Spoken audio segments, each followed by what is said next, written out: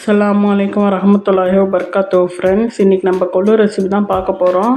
300 gram கொள்ளு எடுத்துக்கோங்க. நல்லா சுத்தம் செஞ்சுக்கோங்க. ஏன்னா கல் இருக்கும். கடாயில் போட்டு நல்லா கொஞ்சம் வதக்கிக்கோங்க.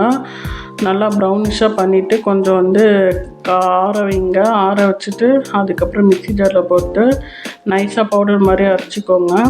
இதுக்கு ஒரு பழமொழியே சொல்லுவாங்க, கொளுத்தவனுக்கும் கொல்லும் இளைச்சவனுக்கு எல்லைன்னு சொல்லுவாங்க.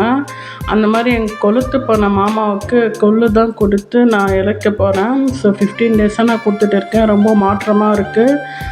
நீங்களும் ட்ரை பண்ணிங்க. ஆனால் ப்ரெக்னென்சி ட்ரை பண்ணுறவங்க, ப்ரெக்னெண்ட்டாக இருக்கவங்கெல்லாம் எடுக்காதீங்க. ஆஃப்டர் டெலிவரிக்கு அப்புறம் நீங்கள் எடுக்கலாம். ஏன்னா தொப்பைப்படுத்தணும் இல்லையா, அதனால் எடுக்கலாம். எப்படி செய்யலான்னு பார்க்கலாம் வாங்க. இந்த மாதிரி நைஸாக அரைச்சிக்கோங்க. அரைச்சி டப்பாவில் போட்டு வச்சுக்கோங்க. இந்த மாதிரி ஒரு பாத்திரத்தில் ஒரு கிளாஸ் பெரிய கிளாஸாக தண்ணி போட்டுக்கோங்க. போட்டு நல்லா கொதிக்க விடுங்க.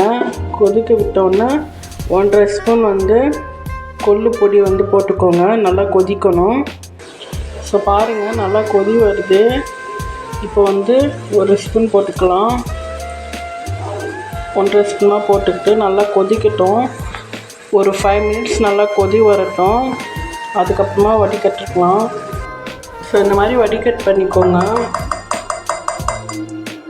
காலையில் எம்டி ஸ்டொமக்கில் குடிங்க. ரொம்ப நல்லது இது. லிவரில் இருக்க கொழுப்பெல்லாம், கெட்ட கொழுப்பெல்லாம் கரைச்சிடும். வயிற்றில் இருக்க கெட்ட கொழுப்பெல்லாம் கரைச்சி மோஷன் வழியாக வந்துடும். நீங்களும் ட்ரை பண்ணி பாருங்கள். Thank you friends. நாளைக்கு மறுபடியும் சந்திக்கலாம். பாய்.